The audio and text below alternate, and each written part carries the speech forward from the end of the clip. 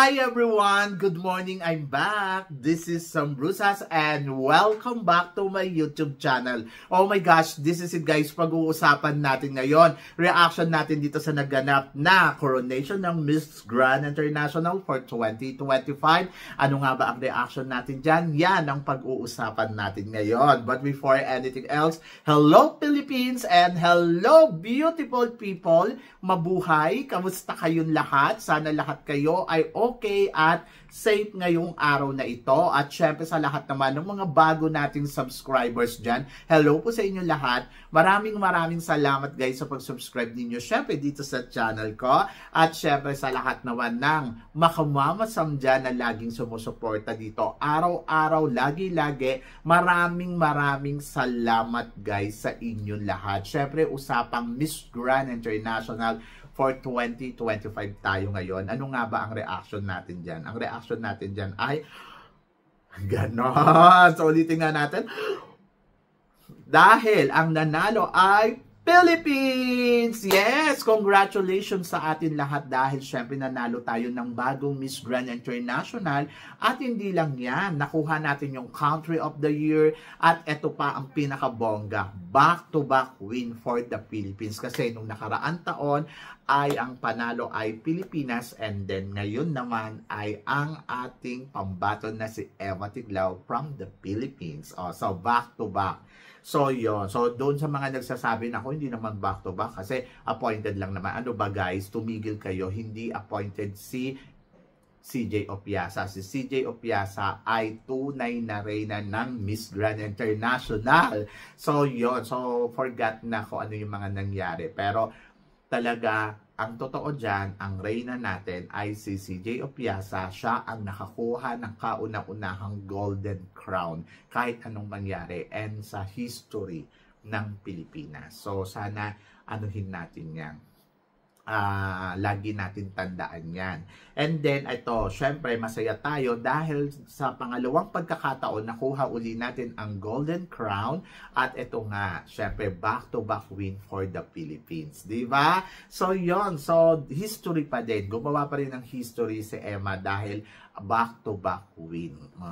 So yan. At ayun nga, so syempre na-excite tayo sa kanilang production ng bonggang-bongga. Diyos ko Lord, siyempre yung lighting, yung excitement, yung energy, plus yung music. Nako po, Diyos ko Lord, ang bongga. Iba talaga ang grand show talaga. Sobrang grand kong grand. At siyempre hindi tayo binigo kasi talagang sobrang panalo ang siyempre, eksena ni CJ, yung umakyat doon sa Diyos ko, Lord, natatakot talaga ako, na parang sabi ko, Diyos ko, sabi pala sa akin ni CJ nung nakarang araw, mamasang buwis buhay. Totoo nga.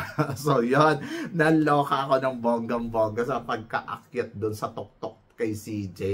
At nakikita ko talagang nagsasayaw si CJ sa ere, tas ikot-ikot. Oh my gosh, sabi ko, Diyos ko, kung si CJ kinakabahan, alam ko kasi yung batang to meron siyang takot sa heights, di ba? So yon.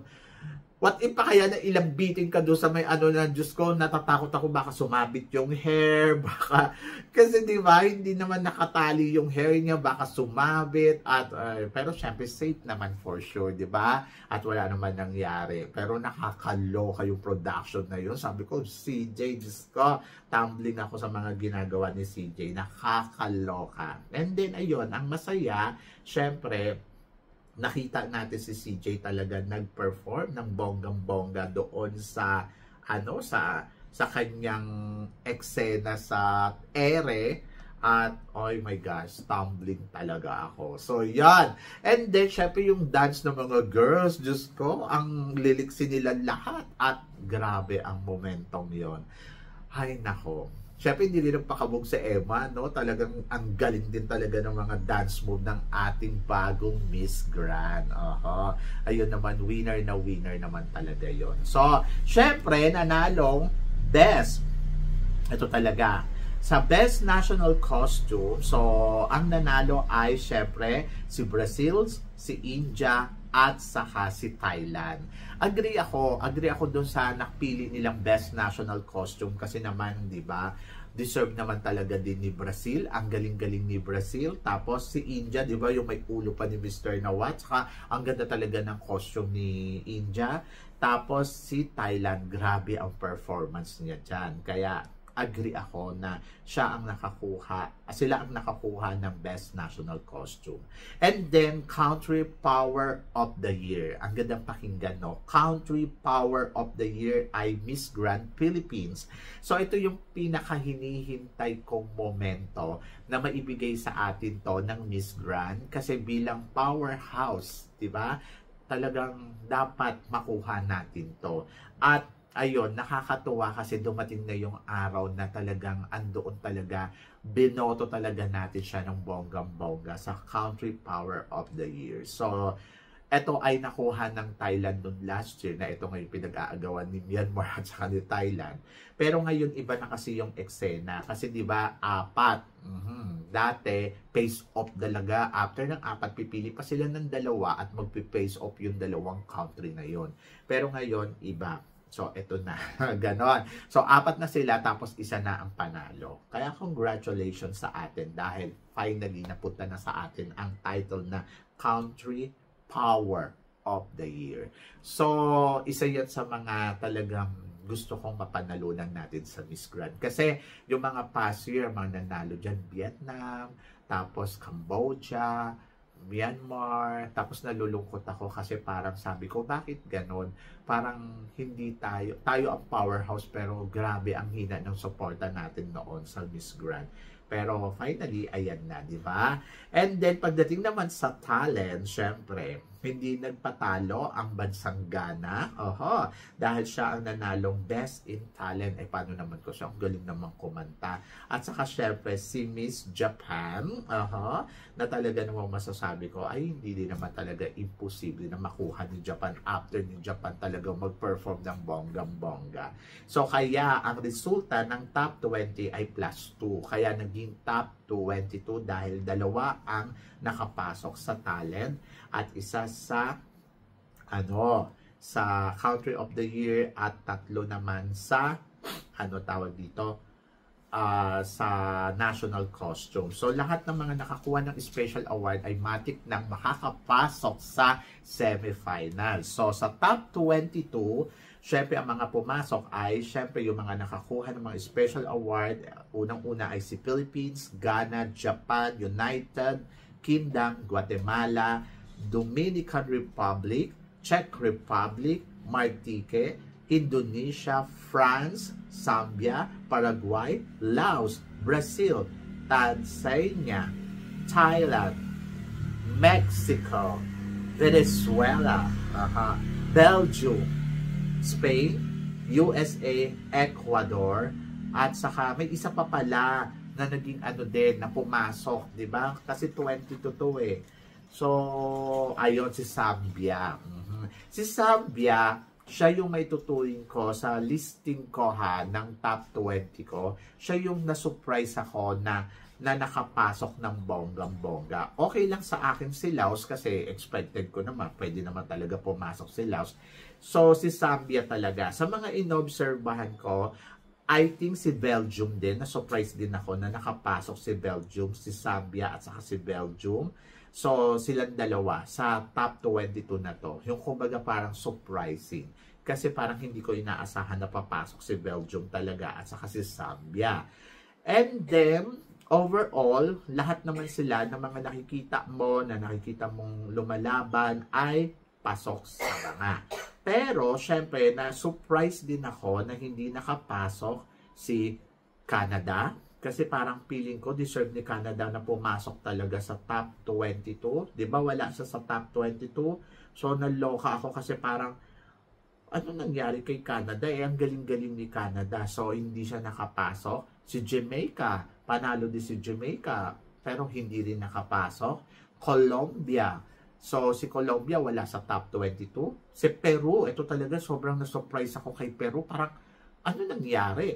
Tapos si Australia, si Vietnam at saka si Kosovo, sabi gano'n, nalulungkot daw sila kasi hindi nakapasok. Parang isip-isip ko, talaga hindi naman sila makakapasok. Eh kung si Malaysia nga na dapat makapasok kasi umi-eksena. Sa kasi Peru na akala natin na talagang pagbibigyan nila pero wala doon sa top 22. So, ano gagawin natin? So, yan. And then, sa next round ay syempre nag-swimsuit ang mga candidates at talaga naman grabe ang performance talaga ng mga candidates in swimsuit round. So, grabe. Energetic, glamour, perfections, ay talagang nandoon talaga lahat. Sobrang ang galing nila sa swimsuit round. At ayun nga. So, syempre, ang bongga ng resulta ng swimwear competition. So, ang nanalo ay Best in Swimsuit ay si Thailand. No, 'di ba? Si Thailand ang nag-best in swimsuit. So, ako para sa akin doon sa swimwear round, medyo ang taas ng energy ng mga girls. Talagang pukpukan sila kasi nakita naman natin na sobrang eksena talaga yung mga girls at panalo talaga yung execution nila. And then, ayun. So, grabe.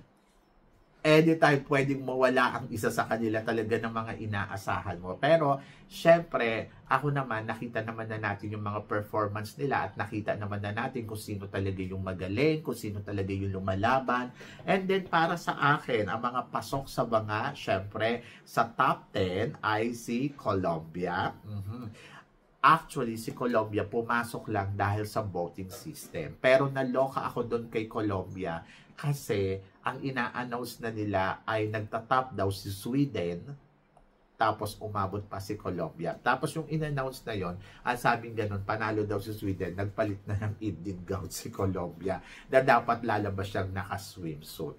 So yun, sa popular vote, ang panalo ay si Colombia. Kaya nakapasok si Colombia. And then, Czech Republic, talaga naman, ang ganda din ng performance niya in swimsuit at happy ako. Mexico, yes, sobrang panalo din si Mexico at ang ganda ni Mexico. So, Venezuela, ay nako, winner na winner si Venezuela. Guatemala, yes, pasok sa banga. Then, Thailand, ay oo naman. So, Philippines, syempre, mawawala pa ba si Philippines? Ito talaga, kinabahan ako dito sa babaeng to. Sa susunod na tatawagin nila, sobrang kabado ako, sobrang ninenervyos ako kasi sabi ko sa kanya nung gabi nagkausap kami, feeling ko talaga papalo ka sa top 10. Either yun nandun kami sa Wahin, sabi ko makaka-top 10 ka. Kaya daw yun nakita daw niya ako doon sa stage kahapon, sabi niya sa akin. Sabi niya, sobrang tuwan-tuwa siya. At totoo naman. So, yun. So, si Tansania. Yes! Naniniwala talaga ako sa kanya na makakapasok talaga yung babae ito sa top 10 kasi nga sobrang panalo naman kasi talaga yung galawan. And then si Ghana, so nakakaloka si Ghana, sobrang ang galing din. At saka si Spain. Diyos ko, kinabahan na ako kay Spain kasi di ba sinasabi ko nga sa ano ko, na si Spain, medyo nakakaloka ang eksena. So, yun. So, sabi ko, halos lahat din naman ng pinasok natin sa top 10 natin ay nandiyan. So, nakalimutan ko lang ilagay si Mexico talaga. Nawala siya sa isip ko kasi nag-focus ako kay Canada. Kasi si Canada talaga, lagi mo naririnig kay Madam Teresa, I like Canada, I like Canada. And then ngayon parang, So, bakit wala si Canada? I like Malaysia, I like Malaysia. And then, bakit wala si Malaysia? Diyos ko, naloka ako doon. And then, ayun, Miss Popular Vote, si Miss Grand Colombia. And then, sa evening gown, syempre nag-evening gown silang dalawa, sobrang panalo. Nag-speech muna pala tong mga girls na to. And then, pagdating sa evening gown, ay bongga. Syempre, maganda yung message nila doon sa kanilang speech na sobrang, isa to sa mga trademark talaga ng Miss Grand. And then, bongga ang kanilang eksena. Tapos, ang ganda-ganda ni Emo Tiglaw doon sa sa speech niya. So, nakakaloka kasi ang isa pa sa mga talagang naloka ako sa eksena ng Miss Grand ay ang evening gown competition nila. Yung top 10 ng evening gown, grabe. Sobrang winner.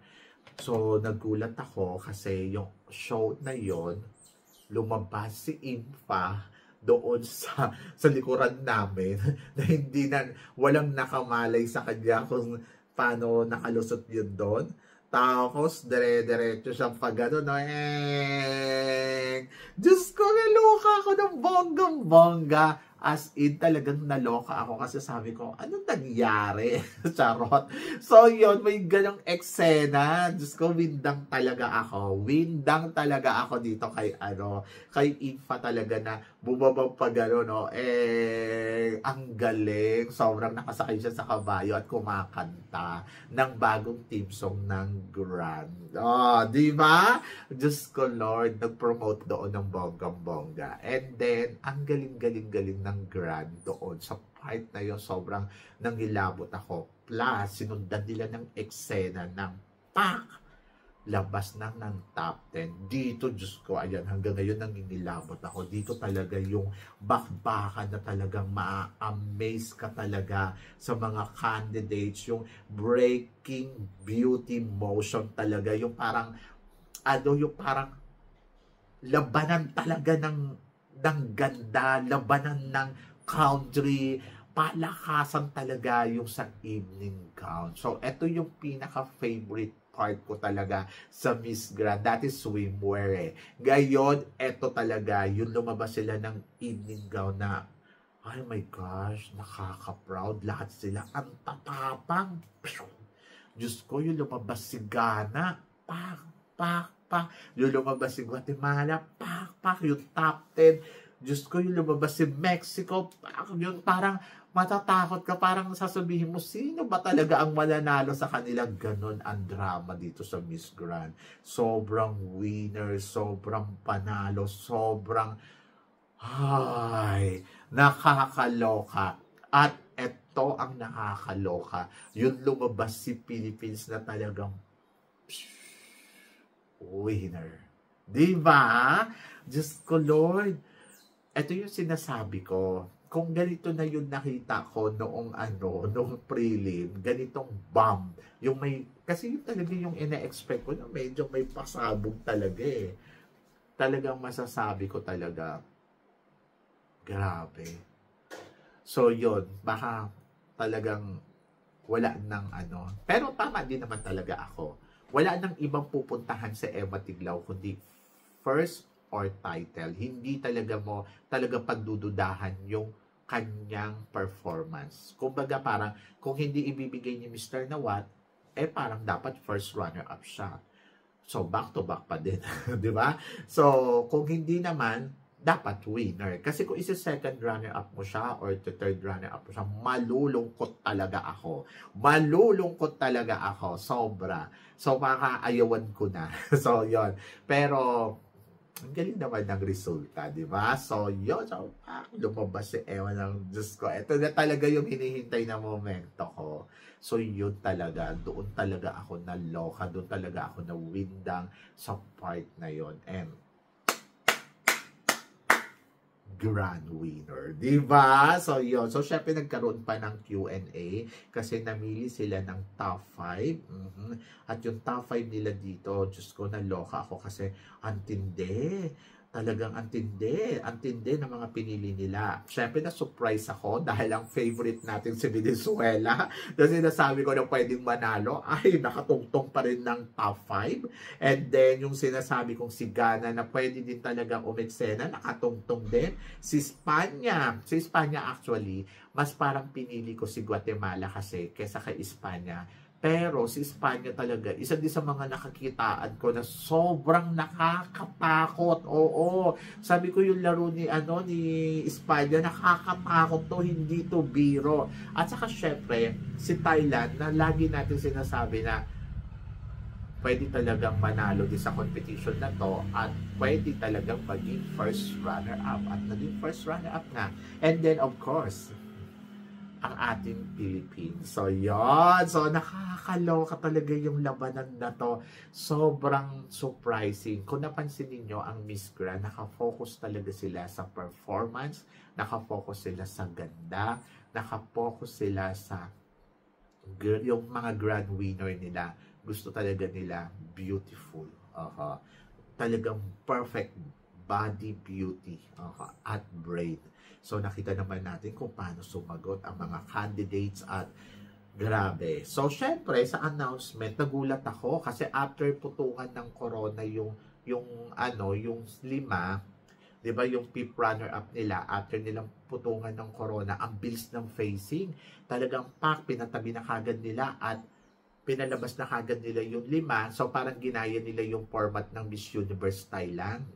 Na pinalabas kagad nila 5 at walang keme-keme. Pagkatungtong doon sa kanto, the fourth runner-up, ganun kagad ang announcement, di ba?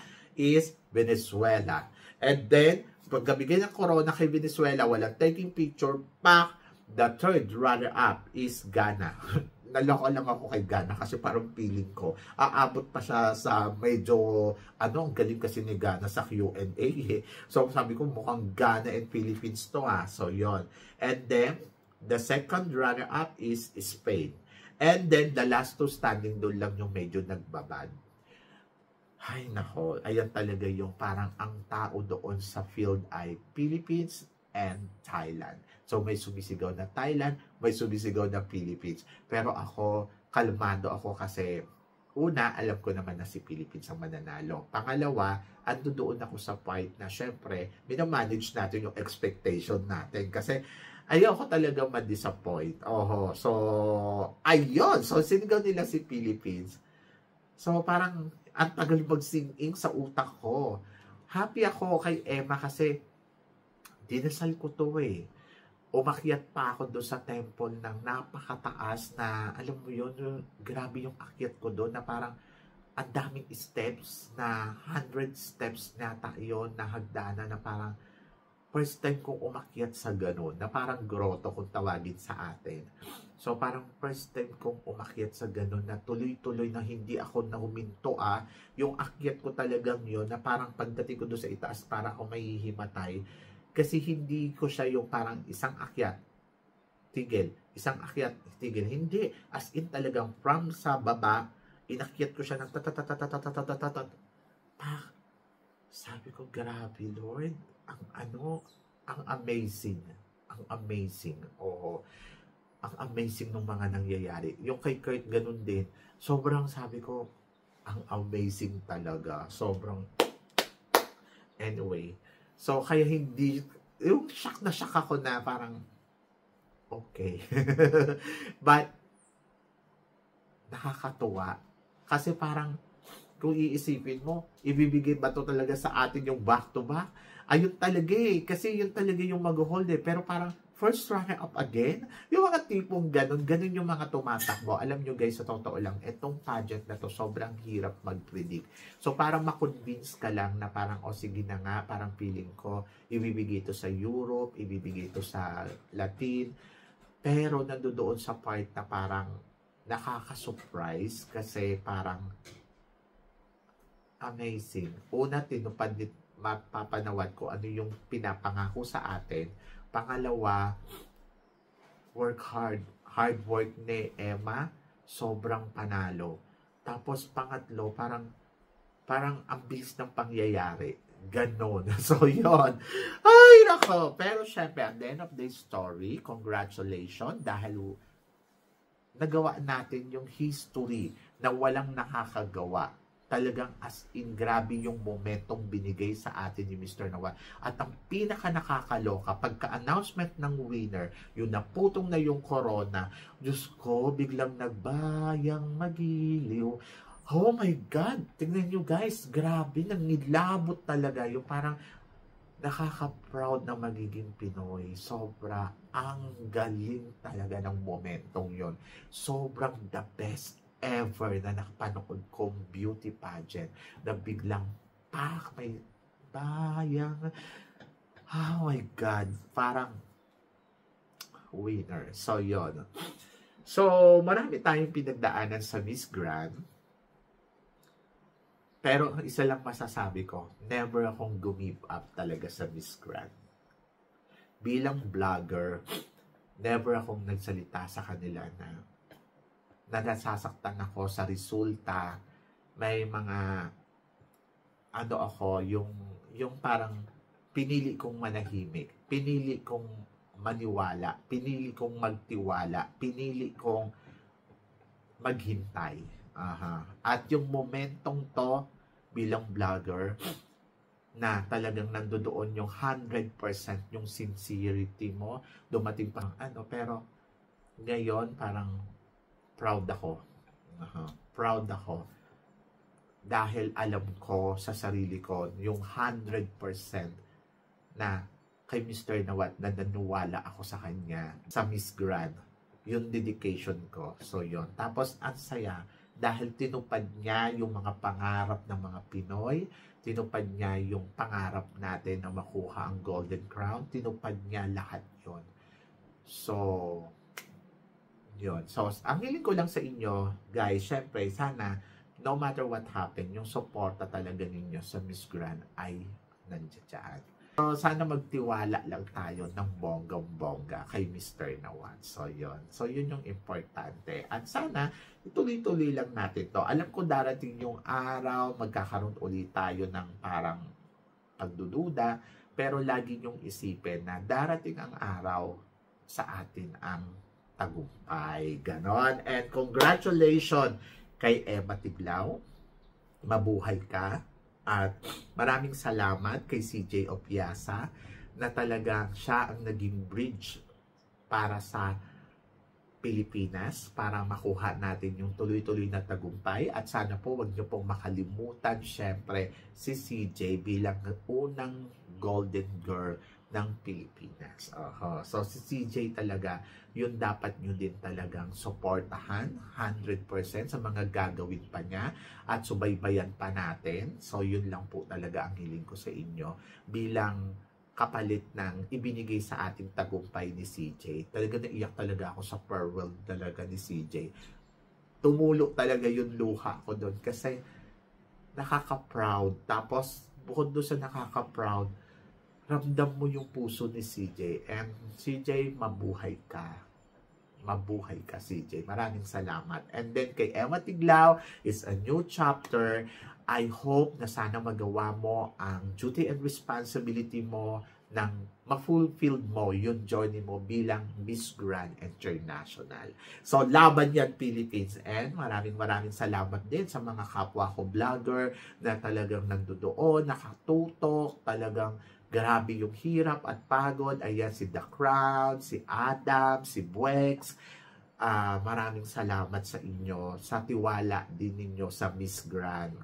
Kasi dati, di ba parang ako lang. Tapos parang ngayon, natutuwa ako nandyan sila. At guys, appreciate natin yung hirap at pagod ni Buex, ni Adam, at saka ni The Crown. At saka yung mga iba pang mga media na dumating doon sa Miss Grand. Ayun, na from the Philippines, na na-meet ko kagabi. Thank you so much, Pageantry 101. At saka sa Pageant Trend. At lahat. So, yon. So, maraming salamat. And then, of course, syempre, sa inyong lahat na walang sawang tumatangkilik. Diba? So, yan talaga na makamamasam dyan. So, yon, maraming salamat, syempre. And then, ayun. So, syempre, the Miss Grand is finished na. Let's go to the Miss Universe! Yan, Miss Universe naman tayo. So, yun guys. So, syempre, maraming salamat sa inyong lahat sa suporta at pagmamahal. And then, kayo guys, ano guys ang masasabi ninyo? Syempre, dito sa pinag-uusapan natin ngayon. So, i-comment below mo naman yung mga reaction mo dyan. And then, of course, sa mga bago nating subscribers, thank you so much. At sa mga hindi pa nakaka-subscribe, baka naman. Di ba? And then, of course, tawag dito, suportahan natin si Emma Tiglao sa lahat ng mga ginagawa niya. And then, higit sa lahat, guys, magpasalamat tayo sa Panginoon. So, yon. And then, good luck. And let's go to the Miss Universe. Ay, may Miss Earth pa pala. So, supportahan din natin ang Miss Earth. So, yun guys. Guys, maraming salamat syempre sa inyong lahat. Sabi ng ganon, always keep smiling and laban lang. So, guys, hanggang dito na lang. Hanggang sa muli natin chikahan. See you later.